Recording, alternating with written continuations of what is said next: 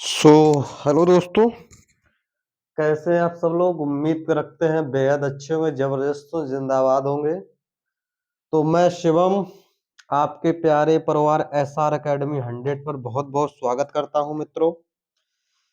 जैसा कि आप सब लोग जीन प्याजे भैया जी को, वाइगोत्स्की जी को, सभी को पढ़ चुके हैं, तो आशा यही रखता हूं कि बेहद अच्छा लग रहा होगा टॉपिक हमारा जो भी सीटीटी के लिए मैंने कहें तो थ्योरेटिकल पार्ट मैंने दिया है, लेकिन उस वे में दिया है जो कॉन्सेप्ट एकदम क्लियर करते जा रहे हैं, क्योंकि ऐसा सिस्टम ही हमने बनाया है, ऐसे कॉन्सेप्ट लिए हैं कि एक ही बार में क्लियर होते हैं। आइए फ्रेंड्स, ज्यादा समय नहीं लेंगे, तो मैं प्यारे परिवार अपना एसआर एकेडमी 100 ये हमारा यूट्यूब चैनल है, जिसके माध्यम से ये आप लोग वीडियो आप तक पहुंचाई जा रही है। जिन्होंने अभी तक ये चैनल सब्सक्राइब ना किया हो वो यूट्यूब पर जाकर सब्सक्राइब कर ले और बाद में शेयर भी करता रहे, जिससे कि आपके साथ साथ किसी दूसरे व्यक्ति को आनंद आता रहे। तो आइए फ्रेंड्स, बताया ना कि उसी लहजे में जिस प्रकार से हमने देखो जीन पियाजे को लिया है, जिस प्रकार वाइगोत्स्की को लिया है, जिस प्रकार हमने विकास और यानी कि विकास के हमने सिद्धांत लिए हैं। आइए फ्रेंड्स, शुरू करते हैं। फिर से एक महारथी को हम आज फिर से लेंगे। उस महारथी का नाम देखिए कि आज सीडीपी का एक टॉपिक्स जो फिर से सीडी यानी कि सीटेट में ही आता है ज्यादातर मोस्टली। तो आइए फिर से हम उसी महारथी की बात करेंगे। क्या कि वो महारथी भाई कौन है? लॉरेंस कोहलबर्ग है। लॉरेंस कोहलबर्ग लिखेंगे, लॉरेंस कोहलबर्ग, देख लेना आवाज वगैरह क्लियर। लॉरेंस कोहलबर्ग आज बोला ना फ्रेंड्स, आज बिल्कुल हम आपको बता देंगे दूध का दूध पानी का पानी क्या होता है। आइए फ्रेंड्स, ज्यादा समय नहीं लेंगे, बस लॉरेंस को ये शौक है, लॉरेंस लॉरेंस कोहलबर्ग ये शौक है। तो क्या है कि लॉरेंस कोहलबर्ग का नैतिकता का सिद्धांत जो दिया है इन्होंने, ये भाई मॉरल डेवलपमेंट थ्योरी जो दी है इन्होंने, इस पे काफी सारे इन्होंने, पहले तो फैक्ट्स इनके देख लेते हैं। फैक्ट्स क्या क्या दिए हैं कि देखिए, जो लॉरेंस कोहलबर्ग है ये भाई अमेरिकी मनोवैज्ञानिक है। नंबर एक बात तो यही आप लिख लो कि ये निवासी निवासी इनका निवास स्थान कहाँ है? भाई ये अमेरिका के रहने वाले हैं। अमेरिका ये आता नहीं है फ्रेंड्स, अमेरिका, ये अमेरिका के रहने वाले हैं। तो जिन्होंने नैतिकता का सिद्धांत या नैतिक विकास का सिद्धांत दिया इन्होंने, मतलब इस हिसाब से यानी कि समाज को भी देखा है इन्होंने। समाज को देखते हुए काफी सारे फैक्ट्स दिए हैं इन्होंने, और किस प्रकार से फैक्ट दिए हम उनके बारे में लगातार हम चर्चा करेंगे। आइए फ्रेंड्स, क्या जैसे जैसे क्या कि इन्होंने दी क्या? नैतिकता, मॉरलिटी। देखिए नैतिकता किसे बोलेंगे? नंबर एक हेडिंग बनाए, नैतिकता। नैतिकता, मॉरलिटी, नैतिकता। देखें नैतिकता क्या है भाई? वह गुण जिससे हमें सही और गलत की पहचान होती है, वही क्या है? नैतिकता। कैसे कि भाई बच्चा अपने सामाजिक परिवेश से ही नैतिकता और अनैतिकता को जानता है। कैसे भाई? हिंज, वही हिंज वाली कहानी। भाई देखिए, लॉरेंस कोहलबर्ग ने एक दो फैक्ट्स पहले हम देख लेते। क्या कि जो उन्होंने बच्चे की उम्र थी, जो उन्होंने बच्चों पर प्रयोग किया है, उनकी उम्र थी क्या? 10 से 16 वर्ष की आयु थी। जो बच्चों, केवल लड़कों का ही प्रयोग किया उन्होंने, लड़कियों पर नहीं किया है। इसका फैक्ट्स हम आलोचनाएं की गई इसके सिद्धांत की, ये हम बाद में लेंगे। और अभी हम देखते हैं क्या कि इन्होंने लड़कों को लिया जिसकी उम्र थी 10 से 16 वर्ष।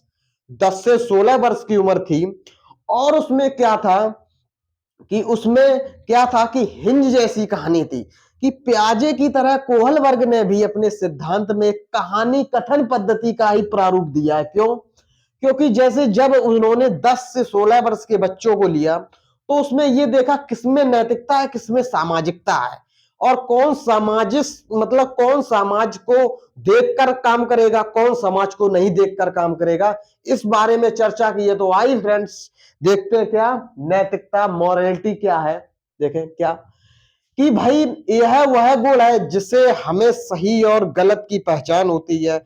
बच्चा अपने सामाजिक परिवेश से ही नैतिकता और नैतिकता को जानता है। जैसे क्या हिंज की कहानी, भाई हिंज की एक क्या है कहानी, हम देखते हैं कहानी को लेते हैं हल्के से मजाकिया लहजे में चलेंगे कैसे। जैसे भाई एक हिंज नामक व्यक्ति था, उसकी एक पत्नी को कैंसर हुआ था। एक उसकी पत्नी थी, उसको कैंसर हुआ था।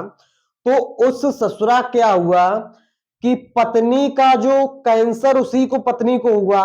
ये ऐसी बीमारी थी कि उसी को हुई थी, कभी और किसी को नहीं हुई। और उस कैंसर की जो दवा बनाई वो एक मेडिकल स्टोर वाले ने ही काफी सालों के प्रयास से अनुभव से उसने उस दवा को बनाया। अब यार जब कोई वह दवा जो उसने बनाई अपनी मेहनत और लगन से, भाई अब जब वह कोई मार्केट में उपलब्ध नहीं है दवा, तो वो यार जब अपने मनमाने पैसे ले गया तो उसका क्या तुम उखाड़ लोगे। भाई हमारे पास वो है दवा और और किसी मेडिकल पर उपलब्ध नहीं है। हमने अपने अनुभव प्रयासों से 5 साल के अनुभव पर हमने उस दवा का बनाया। मुझे पता है कि यह दवा से कैंसर का इलाज हो सकता है सही, लेकिन हमारी एक आदत क्या है, नहीं भाई मेरे पास केवल दवा, मैं भाई मनमाने पैसे लूंगा। भाई 100 रुपए का दवा मैं 1000 में दूंगा, इच्छा हो तो लीजिए नहीं तो गेट आउट। भाई आपको लेना है तो लीजिए नहीं तो गेट आउट, मैं नहीं दे पाऊंगा दवा। तो फ्रेंड्स यही कहानी है, तो इसी का एक रूप दे दिया गया है क्या कि हिंज की कहानी से संपर्क यही मतलब रखा गया है। तो इसमें काफी सारे फैक्ट्स दिए गए हैं। क्या कि फैक्ट्स की बात करें तो देखो इन्होंने जैसे क्या हम फैक्ट्स सीधे लेते हैं क्या कि जैसे क्या है ओके यस क्या कि नैतिक दुविधा, ये नैतिकता मॉरलिटी आप तो समझ गए होंगे, मॉरलिटी ये आप समझ गए होंगे। अब हम चलते हैं सीधा फैक्ट्स, इसमें क्या सही गलत का अनुमान लगाना, सही गलत का अनुभव करना लिखते हैं, अनुभव करना ये मतलब सिद्धांत ही ये कहता है कि इसमें सही और गलत क्या है, इसके बारे में हम चर्चा करेंगे। तो क्या कि हमारा पहला पॉइंट रहेगा क्या नैतिक दुविधा, नैतिक दुविधा पहला नैतिक दुविधा। नैतिक दुविधा क्या है देखें, क्या है नैतिक दुविधा भाई, मॉरल डेलेमिया या कहें मॉरल डेलेमा कह सकते हैं इसको, नैतिक दुविधाएं हो जाएगी, डेलेमिया कर देंगे, नैतिक यानी कि मॉरल डिलेमा कहें इसको, ठीक। तो क्या है कि भाई सही और गलत के बारे में डिसीजन ना ले पाने की स्थिति में नैतिक दुविधा, क्या सही और गलत के बारे में डिसीजन ना ले पाना, सही और गलत के बारे में, गलत के बारे में यानी कि सही और गलत के बारे में क्या डिसीजन ना ले पाना, डिसीजन ना ले पाना, sorry decision okay yes, decision ना ले पाना, ना ले पाना, ना ले पाना यस ओके यार। क्या है सही गलत क्या है, देखें सही गलत क्या है भाई, सही क्या है कि भाई हिंज अगर चोरी करता तो पुलिस पकड़ लेगी, और अगर नहीं करेगा तो भाई उसकी बीवी मर जाएगी। क्यों? क्योंकि अगर वो चोरी ही करेगा तो भाई कानूनी धारा लगा दी जाएगी, भाई ये चोर है, ये डकैत है। अगर भाई चोरी करके दबा नहीं लिया तो ससुरा उसकी बीवी मर जाएगी। अब एक फैक्ट देखते हैं, क्या एक फैक्ट देखेंगे भाई, क्या एक तरफ क्या है भाई, एक तरफ हिंज समझ रहा है अगर हमने चोरी की है, अगर मैं चोरी करूंगा तो मुझे पुलिस पकड़ेगी, अगर चोरी नहीं किया हूं दबा की तो हमारी बीवी मर जाएगी। इसमें एक और उदाहरण देते हैं, सेट उदाहरण पकड़े, क्या कि भाई एक तरफ है आपकी कौन गर्लफ्रेंड और एक तरफ आपके पापा, पापा यानी कि फादर, एक तरफ आपके क्या है पापा, और एक तरफ आपकी है गर्लफ्रेंड। क्या भाई ये दोनों पानी में डूब रहे हैं, भाई पानी में डूब रहे हैं, तो आप किसको ज्यादातर आप किसको बचाने का प्रयास करेंगे? या यस ओके, क्या और देखते हैं क्या कि भाई हिंज क्या है, दबा चोरी करना, चोरी करना। नेक्स्ट क्या है, चोरी ना करना, चोरी ना करना। अब भाई अब आप सेट समझे क्या, अगर हिंज ने चोरी की तो कानूनी अपराध सॉरी, अगर हिंज ने चोरी की है तो कानूनी अपराध, चोरी नहीं की है तो उसकी बीवी मरेगी। Yes okay sorry. तो इसी प्रकार से क्या, अगर गर्लफ्रेंड अगर मौजूद है, अगर उसको बचाओगे तो पापा भी आपके, पापा भी मोस्टली है। अगर पापा अगर डूब रहे हैं तो पापा को भी बचाना पड़ेगा। अगर गर्लफ्रेंड डूब रही है तो उसको भी बचाने का प्रयास करेंगे। क्यों? क्योंकि यहां क्या है कि नैतिक दुविधा है, हम भाई किसको बचाए, किसकी सहायता करें। इसी ऑप्शन पे ये क्या है कि नैतिक दुविधा यही कहती है। यहां क्या है, यहां सोचने पर दुविधा हो रही है, एक दूसरे को सोच नहीं पा रहे। यस करेंगे और आगे चलते हैं क्या, यस करते हैं क्या कि भाई हिंज की दवा चोरी करने या, यानी कि इसमें भाई क्या, जैसे इसमें लिखते थे असमंजस की भावना, ए कॉमा बी में असमंजस की भावना, असमंजस की स्थिति लिखते हैं, की स्थिति, क्योंकि समझ ही नहीं आ रहा है हम क्या करें क्या ना करें। आइए नेक्स्ट लेंगे क्या, अब नेक्स्ट देखो पॉइंट, नेक्स्ट क्या है, नैतिक तर्कड़ा, नैतिक तर्कड़ा लेंगे क्या, नंबर सेकंड नैतिक तर्कड़ा, बहुत बढ़िया ही से हम समझाएंगे क्या नैतिक तर्कड़ा। फ्रेंड्स फैक्ट ही तो बहुत सीडीपी के लायक है। क्या नैतिक तर्कड़ा, मॉरल रीजनिंग, मॉरल रीजनिंग क्या देखिए भाई, सही और गलत के बारे में डिसीजन लेने में शामिल प्रक्रिया को नैतिक तर्कड़ा कहते हैं। कैसे कैसे भैया, जैसे समझेंगे अभी यहां क्या हुआ, लेकिन एक हिंज की कहानी, एक कौशल वर्ग के एक जो सिद्धांत है, एक सिद्धांत को गलत करोगे तब दूसरे की स्टेज पर पहुंचोगे, दूसरे को गलत करोगे तब तीसरे की स्टेज पर पहुंचोगे, तीसरा गलत करोगे तब चौथे की स्टेज पर पहुंचोगे। यही क्या है, कोहलबर्ग के सिद्धांतों को दिया गया। आइए आइए फैक्ट्स देखते हैं क्या क्या है, फैक्ट्स भाई देखते हैं। दो भाई विरोधा है, ए बी में विरोधाभास हो रहा है, हम यही नहीं समझ पा रहे हैं कि क्या सही है क्या गलत है। यहां क्या था कि हम ए बी में असमंजस, भाई ना हम एक ही कुछ सहायता, हमें यही नहीं पता ए हमारा मोस्टली है बी हम, अब हम फंस गए किसमें, असमंजस में। हम डिसीजन लेने में शामिल प्रक्रियाओं को नैतिक तर्कड़ा कहेंगे, क्योंकि क्यों, जैसे कि भाई क्या है कि हम चयन ही नहीं कर पा रहे हैं उस चीज का।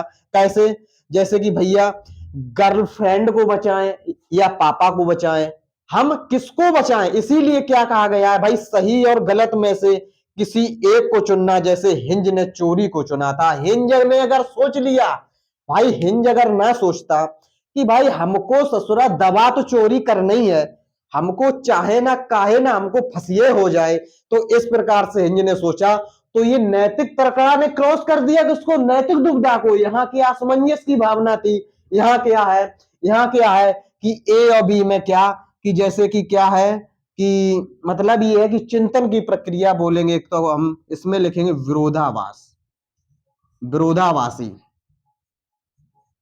विरोधाभासी सिद्धांत। हम किसी, क्योंकि अब क्योंकि हिंज समझ गया भाई चोरी करना तो स्वाभाविक है, इसीलिए हिंज ने चोरी की। अब आते हैं क्या, जो भाई बोला ना कि जैसे फैक्ट्स तो मैंने दे दिए हैं, अब हम चलते हैं क्या कि भाई नैतिक इनका जो सिद्धांत था उसकी कुछ स्टेजेस बताई हैं, कुछ स्टेजेस के बारे में हम चर्चा करते हैं।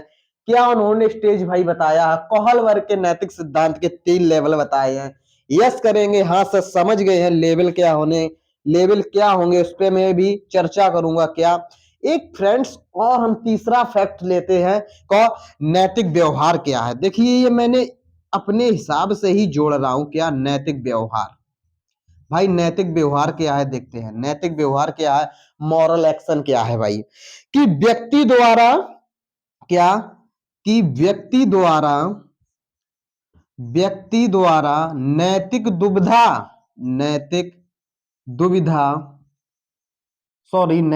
क्या दुविधा नहीं, क्योंकि इसको सेकंड को क्रॉस किया। नैतिक तर्कणा में चयनित